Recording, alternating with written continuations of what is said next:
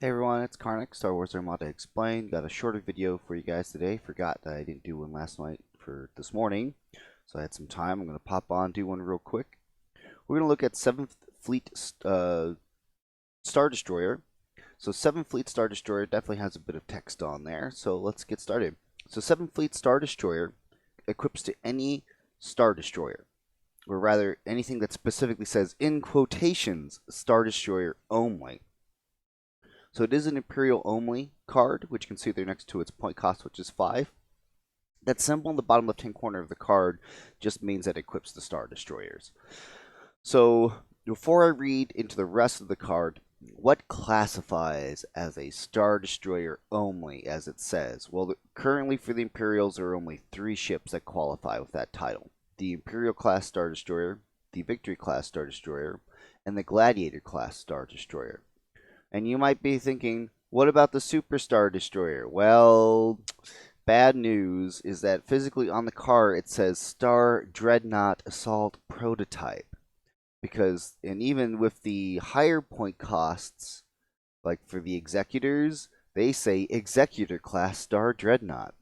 So no, these technically don't qualify as Star Destroyers. Why is that? I don't know. You'd have to ask FFG. I want to make sure I'm pointing that out. Again, Raiders don't qualify. Interdictors don't qualify. Nothing else qualifies. Just these 3 ship archetypes only: Gladiators, Victories, and Star Destroyers. Which includes all 4 of the variant of the Star Destroyer. Okay.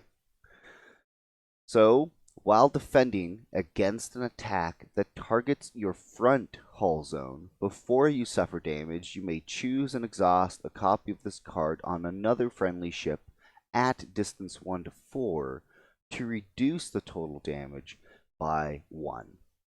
This is very similar to Task Force Achilles, where that one is if you get hit, you can move a damage to a different ship. This one is if you get hit in the front only, you can reduce that damage by 1.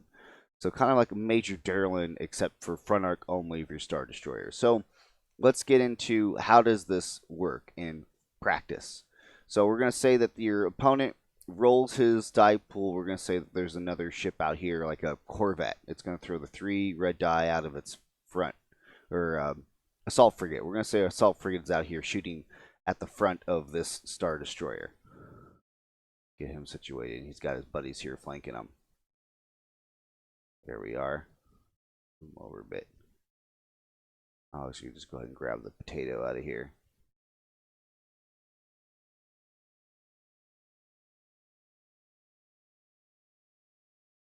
Because we're all visual learners, right? Here we go. Wait for Vassal to catch up. Anytime. There we go. So he's shooting at the front of that ISD. He's throwing 3 reds at him. And we're going to say that he rolled, that's a double hit, and that's just going to be a critical symbol. Perfect. So he rolled 4 damage on the front of that Star Destroyer. Well, that Star Destroyer is going to use his defensive tokens, like Brace and Redirect. All right. So then where does 7th Fleet Star Destroyer takes place? It's after spending defense tokens. A lot of people get this wrong. They'll tap this card, and then they'll try to do, like, oh, then it reduces damage, and then I brace, and then it does this other thing. And that's not how this card works.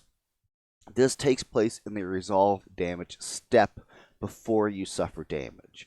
So let's walk it out. So you, in the spend defense token step, you'd say which tokens you're going to spend. Okay.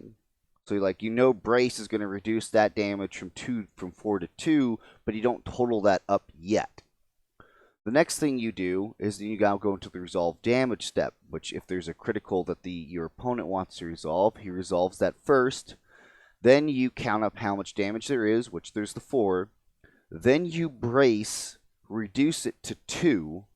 Now you're getting ready to suffer damage. That's when this timing of this card now comes into play. And you can say, okay, before I take this 2 damage, I'm going to exhaust 1 card on one of my fellow ships, which again, this can be at distance 1 to 4. So for example, this black is 1, red is 2, orange is 3, and this peach color is 4. So your ships can be pretty far away to utilize this effect. Remember, it's at. So it's as long as you're ranging from the plastic base of your ship to the plastic base of the ship that you want to try to use the card on. Remember, don't count shield dials or the shield frames. Those are not included. You're also not measuring from cardboard to cardboard. You're measuring from physical plastic to physical plastic. You say, you know what, I'm going to tap the 7th Fleet card on this Gladiator class Star Destroyer that's over here. I am now reducing that damage of 2 to 1, and now I'm redirecting it to my left side. Meaning that the best case scenario of where this is great is when you are suffering, you know, just only, for example, if this had been a blank and then you decided to brace that, you wouldn't even need to redirect.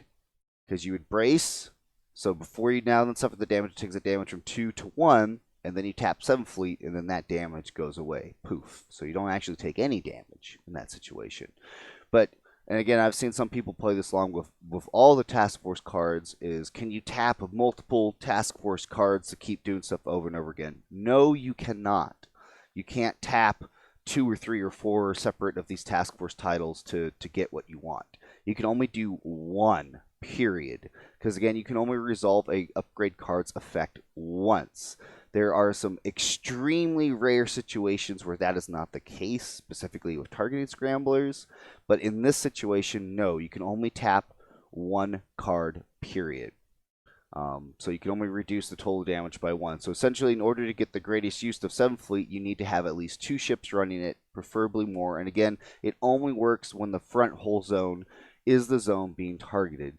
So in order to get, you know, 3 ships on the board with it, you're spending at least 15 points, 5 per title, just to get some minuscule amount of use from this card, which is why you do not see this title on the table very often, because it is extremely expensive for the utility is providing there, and then ultimately, you know, you're not getting much use, it seems like, from these titles as you would like the other Task Force titles for the Hammerheads, which is unfortunate. I think that this title is great in the much larger fleet point games. We've got more points for around, but in 400 points, not really doing it. There's one more thing I want to make sure I'm pointing out, and that is with critical effects. So right now this largely just affects only the blue criticals, but there are some modified critical effects coming out with the Rebellion the Rim objectives.